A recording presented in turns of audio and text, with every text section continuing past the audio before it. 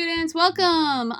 Welcome to our mid-project critique. You should have a script at this point. If you don't have a script for your monologue, go back, look at those examples, look at those example scripts, look at those example videos, check out the rubric, and then do the pre-writing activity. So go ahead, if we highlight here on the side, these are all the different rubric categories.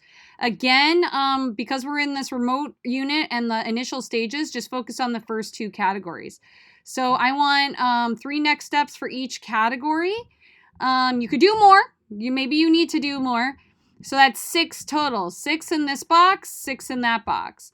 So you're answering the questions related to the rubric. You know, yes, I am speaking from the heart, but can I zoom in on this? But one of my next steps is to do a better job of telling a vulnerable story. So, for example, I should use more imagery to describe what I saw. I should use more dialogue to describe what was said. Maybe you realize I am can't type right now. I am sort of being vulnerable, but I need to do a better job of admitting mistakes that I've made. Maybe I should tell the part of the story where I chose to be silent, right? So a next step could be to admit more mistakes, be more honest, right? Now also, and you want to, keep answering all of these questions if you're stuck, but write your next steps for each category on the side. Make sure you read it out loud.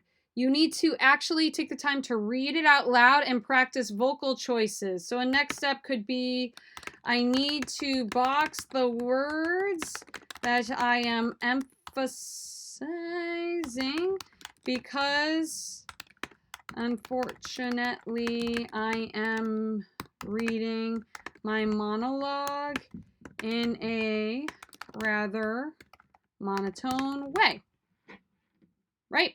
So you just kind of like keep going through. Maybe you're having a hard time building a crescendo, so add more rhetorical questions that will.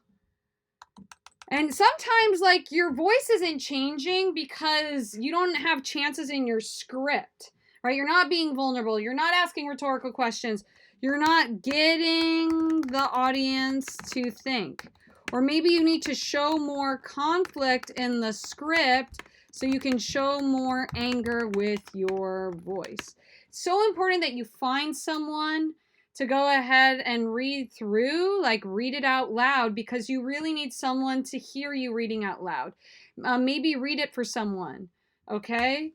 Maybe take more beats and breaths to show